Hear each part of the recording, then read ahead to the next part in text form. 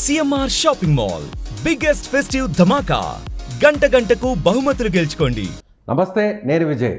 AP deputy CM Janasena party అధినేత పవన్ కళ్యాణ్ ఇవాళ తిరుమలకు చేరుకోబోతున్నారు. పాదయాత్ర ద్వారా ఆయన తిరుమలకు చేరుకున్న తర్వాత రేపు స్వామివారిని దర్శించుకోబోతున్నారు. అలాగే 3 రోజుల పాటు తిరుమల తిరుపతిలో ఉండబోతున్నటువంటి పవన్ కళ్యాణ్ మరోసారి వారాహి సభ ద్వారా ప్రజల ముందుకు రాబోతున్నారు. దీనిపై విశ్లేషణ చేయడానికి మనతో పాటు పొలిటికల్ అనలిస్ట్ చందు శ్రీనివాస్ గారు స్టూడియోలో ఉన్నారు. నమస్తే సార్. నమస్కారం అండి. సో దాదాపు 3 నుంచి 4 రోజుల పాటు పవన్ కళ్యాణ్ తిరుమలలో తిరుపతిలో ఉండబోతున్నారు. ఎలా ఉంటుంది, షెడ్యూల్ ఎలా ఉంటుంది? సో అందరూ కూడా పవన్ కళ్యాణ్ ఏం మాట్లాడతారు? సుప్రీంకోర్టు డెసిషన్ వచ్చింది. సో ఆ తర్వాత పవన్ స్పందన ఎలా ఉండబోతుంది? డెఫినెట్గా ఏంటంటే సనాతన ధర్మ రథసారథిగా పవన్ అయ్యాడు. దేశం మొత్తం అతని వైపు చూస్తుంది. హిందూ మతం హైందవ ధర్మాన్ని పాటిస్తూ దేశానికి ఒక దిక్సూచిలాగా మారాడు. అందరూ కూడా పవన్ కళ్యాణ్ గారు మీరన్నట్టు ఏం మాట్లాడతాడు అనేది బిజీ షెడ్యూల్లో దశాబ్దం పైన రాజకీయాల్లో ఉండి డిప్యూటీ సీఎం అయ్యి ఇప్పుడు ప్రభుత్వ అధికారంలో వచ్చిన తర్వాత ఫస్ట్ టైం అడుగు పెడుతున్నాడు. అంతకుముందు కాలినడకన వెళ్ళాడు, మొక్కు తెచ్చుకున్నాడు, అన్నీ బాగానే ఉన్నాయి. కానీ పరమ పవిత్రంగా భావించే వెంకటేశ్వర స్వామి సన్నిధిలో 3 రోజులు ఉండటం ఇదే ఫస్ట్ టైం. ఎందుకంటే బిజీ షెడ్యూల్లో వెళ్ళి దర్శనం చేసుకోవటం, దిగిపోవటం ఉంటుంది.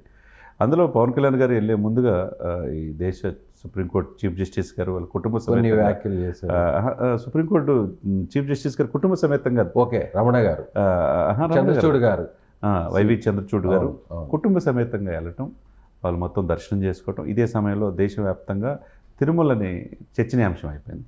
అదే సమయంలో ఆయన యొక్క టీంలో ఉన్న వాళ్ళు ఒక మతస్థుడు డిక్లరేషన్ మీద కూడా సంతకం పెట్టేళ్ళారు. అంతకుముందు గత ముఖ్యమంత్రి డిక్లరేషన్ మీద సంతకం పెట్టకపోవటం, ఆకస్మికంగా ఆయన పర్యటన రద్దు అవ్వటం, సుప్రీంకోర్టు చీఫ్ జస్టిస్ గారు వెళ్ళి తన టీంలో ఉన్న వాళ్ళు ఒకళ్ళు డిక్లరేషన్ మీద దేవుడి మీద నమ్మకం సంతకం పెట్టి దర్శించుకోవటం అనేది చాలా చర్చనీయాంశం అయిపోయింది. ఇదే సమయంలో మీరు అన్నట్టు సుప్రీంకోర్టు జడ్జిమెంటు అది కోర్టు పరిధిలో ఉన్నది. దాని గురించి మనం ఎక్కువగా చర్చించాల్సిన అంశం కాదు. అది 3వ తారీఖు ఏదో వాయిదా వేశారు. అయితే ఇప్పుడు పవన్ కళ్యాణ్ గారు సబ్జెక్టు సనాతన ధర్మాన్ని నెత్తి మీద పెట్టుకొని నేను దానికోసం ఎంత దూరమైన వెళ్తానని చెప్పేసి అన్న పవన్ కళ్యాణ్ గారు ఉప ముఖ్యమంత్రి హోదాలో, అందులో ఆయన్ని లాస్ట్ వీకే 4 రోజుల క్రితమే వేద పండితులంతా ప్రధాన అర్చకులు అందరూ వచ్చి ఈఓతో సహా అందరూ వచ్చి బ్రహ్మోత్సవాలకి రేపు 4వ తారీఖు నుంచి జరగబోయే బ్రహ్మోత్సవాలకు ఆహ్వానం పలికారు. అందులో ఆయన అఫీషియల్గా వెళ్ళబోతున్నాడు. ఎలా ఉంటుంది, ఏం మాట్లాడతాడు, అక్కడ తిరుమలలో 3 రోజులుండి ఏం చేస్తున్నాడు అనేది సర్వత్రా చర్చనీయాంశం అయిపోయింది. అందులో జగన్ తన పర్యటన క్యాన్సిల్ చేసుకున్న కొన్ని రోజుల వ్యవధిలో పవన్ కళ్యాణ్ వెళ్తుంది. అవునండి, అది కరెక్ట్.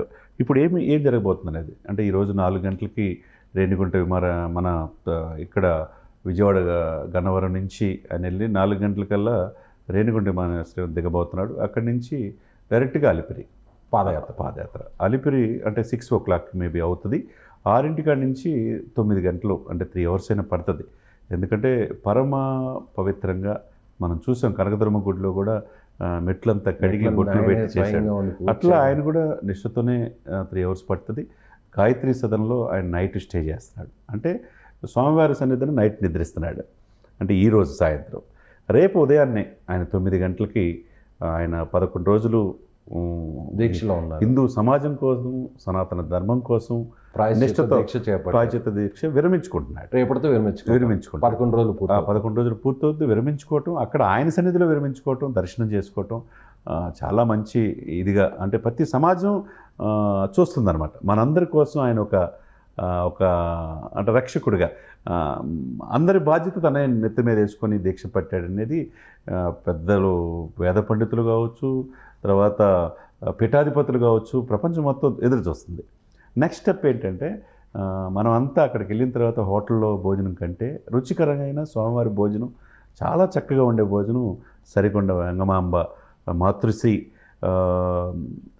తరిగొండ వెంగమాంబ అన్నప్రసాద కేంద్రం, అక్కడ లక్షలాది మంది భోజనం చేస్తారండి. అన్నీ చక్కగా ఉన్నాయి. గతంలో 5 సంవత్సరాలు అనేక ఆరోపణలు వచ్చినాయి, నాణ్యత తగ్గిందనేది. దాని మీద ఆయన సాక్షాత్తు ఉప ముఖ్యమంత్రి హోదాలో వెళ్ళి ఆయన కూడా భోజనం చేస్తారని అంటున్నారు. మరి 11 గంటలకు అక్కడికి వెళ్తారు. వెళ్ళి భక్తులతో ఉండి అన్నీ బాగున్నాయా లేదనేది పరిశీలించి ఇంకేమైనా మెరుగైన సదుపాయాలు కల్పించాలంటే ఆయన సజెషన్ చేసే అవకాశం ఉంది. అది రేపు జరిగేది. దాంతోపాటు ఆ తదుపరి క్యూ లైన్లో ఇప్పుడు శని ఆదివారాలు అయితే 1,00,000 మంది పైన ఉంటారు. 24 అవర్సు దర్శనానికి సమయం పట్టే అవకాశం ఉంది. ఆ టైంలో చిన్నపిల్లల్ని వేసుకొని వెళ్ళి మహిళలు, వృద్ధులు చాలామంది ఇబ్బంది పడతారు. వృద్ధులకైతే 60 దాటిన వాళ్ళకి ప్రత్యేకంగా సదుపాయాలు ఉన్నాయి, కానీ మిగతా ఏజ్ పర్సన్స్ కూడా మహిళలు, చిన్నపిల్లలు ఇబ్బంది పడతారు కదా.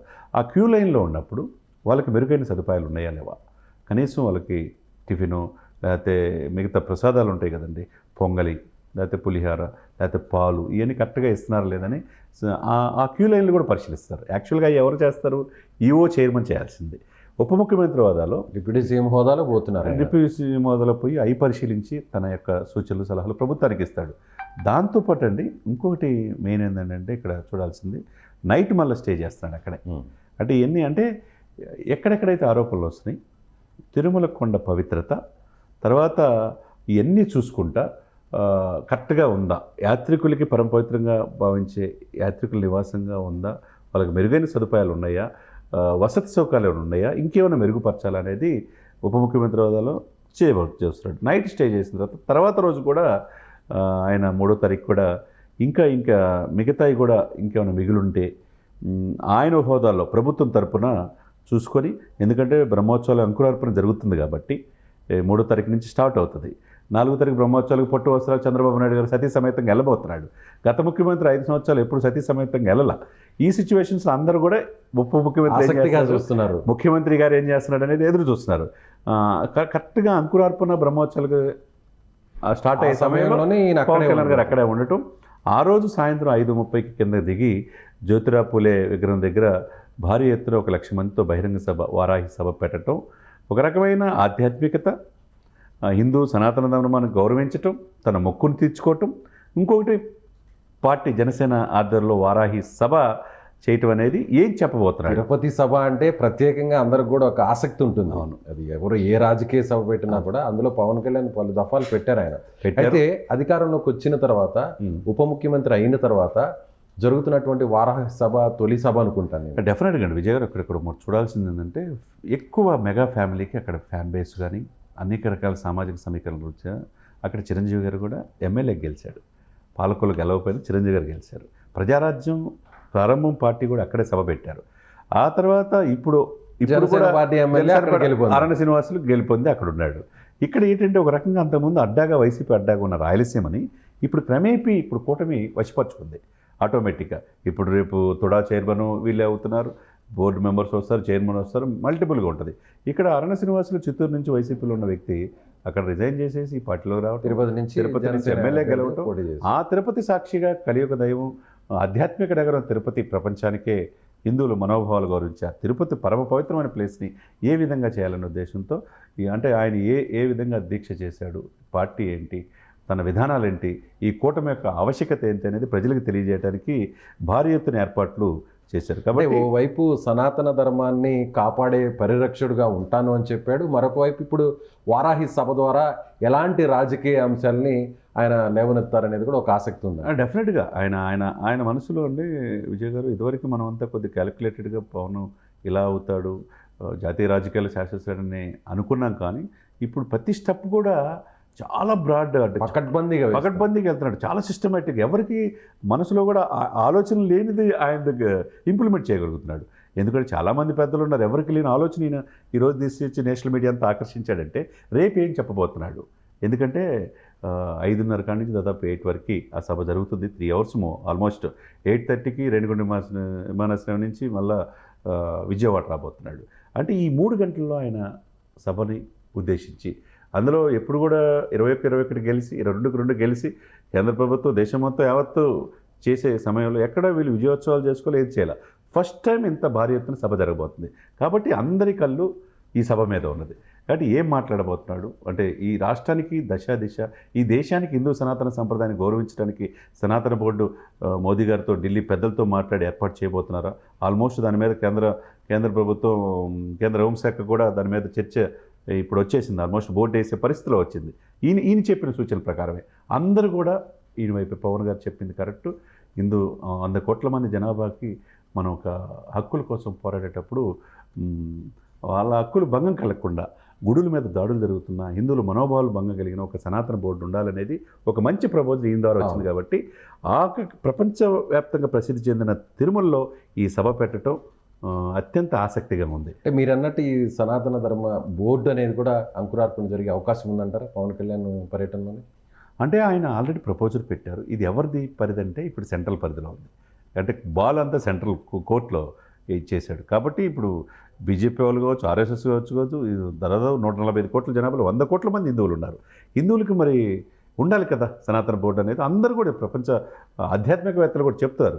కాబట్టి ఇది central government as early as possible సనాతన బోర్డు కూడా ఏర్పాటు చేసే అవకాశం ఉంది. దాంట్లో పవన్ కళ్యాణ్ గారు కీలకమైన పాత్ర పోషించే అవకాశం కూడా స్పష్టంగా బహుశా దాని మీద కూడా ఆయన గట్టిగా మాట్లాడేటువంటి అవకాశం ఉంది. కేంద్రాన్ని కూడా కోరే అవకాశం ఉంది. కేంద్రాన్ని కోరుతారు. ఎందుకంటే మిత్రపక్షం కాబట్టి ఆల్రెడీ టీడీపీని కూడా కలిపింది ఆయనే. కాబట్టి 21 మంది ఎంపీలు గెలవడానికి ఆ 21 మంది కూడా సెంట్రల్లో మూడోసారి ప్రధానమంత్రి మోడీ అవ్వడానికి కూడా కారణం పవన్ కళ్యాణ్ గారు. కాబట్టి ఆయన ఏ సజెషన్ చేసినా, ఏం చెప్పినా దేశం కోసం, దేశ హితం కోసం, హిందూ సమాజం కోసం చేస్తాడు. కాబట్టి డెఫినెట్గా ఆయన యొక్క ప్రపోజల్ యాక్సెప్ట్ చేసే అవకాశం స్పష్టంగా ఉంది. Right sir, thank you so much. So Pawan Kalyan ముఖ్యంగా జనసేన పార్టీ అధినేతగా, మరొక వైపు ఉప ముఖ్యమంత్రిగా తిరుమల యాత్రకు వెళ్ళబోతున్నారు. ముఖ్యంగా కాలినడకన ఆయన తిరుమలకు చేరుకోబోతున్నారు. మరోవైపు దీక్ష విరమించిన తర్వాత జరిగేటువంటి వారాహి సభలో ఎలాంటి రాజకీయ అంశాలు పవన్ మాట్లాడతారో కూడా వేచి చూడాల్సిన. Thank you so much. Suman టీవీలో మీ పర్సనల్ అండ్ బిజినెస్ ప్రమోషన్స్ కోసం కింది నెంబర్కి కాంటాక్ట్ చేయండి.